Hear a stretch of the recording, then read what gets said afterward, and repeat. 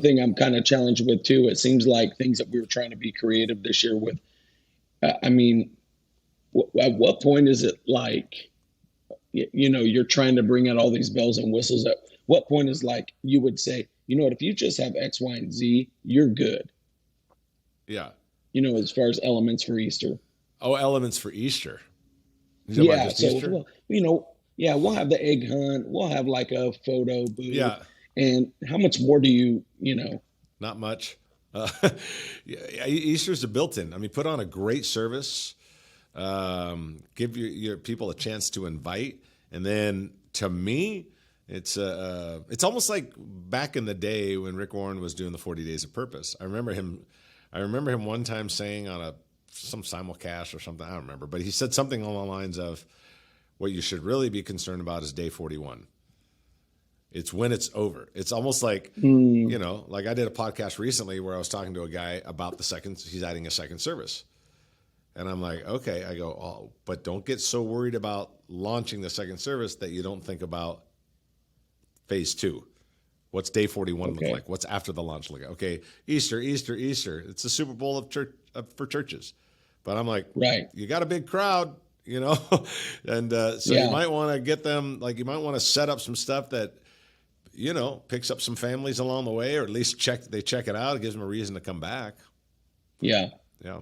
And that's really helpful. Yeah. Because we can get in a spot to where you almost feel the pressure. You got to pull out the bells and whistles, and and it's like, how much are we spinning our wheels just to try and do that when we have a crowd coming? We years ago, I'm gonna say probably a good 10, 12 years ago.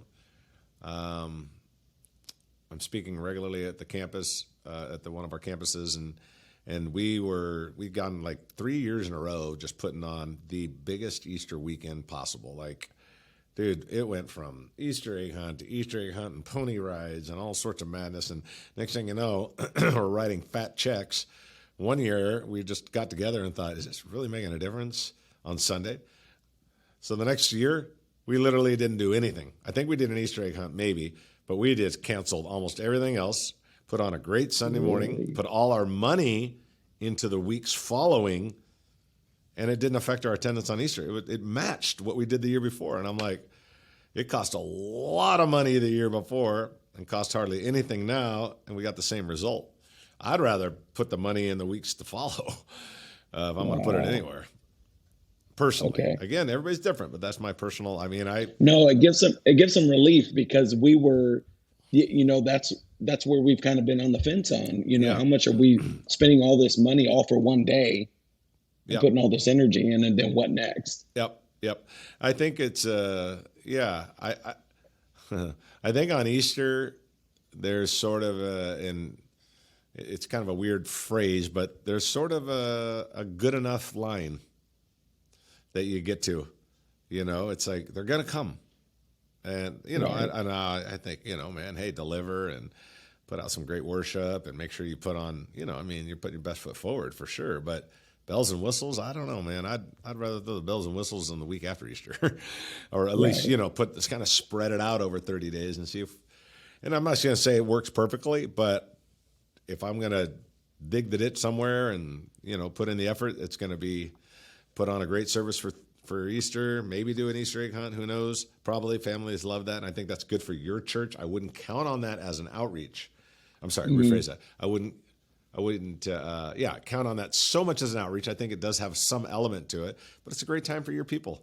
And they'll invite people, and it'll give them a reason to invite. Now, it's not to your church, but at least teaches them to do that. Makes a statement in the community, and it really doesn't cost very much an Easter egg hunt.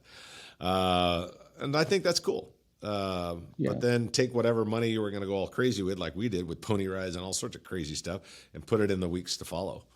And it's so funny, because we were working on pony rides and coming up empty.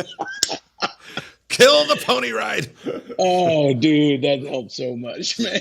So we're like, we fell short, man. So now it's like, maybe it wasn't so bad. Yep, I get it. Yep, absolutely cool.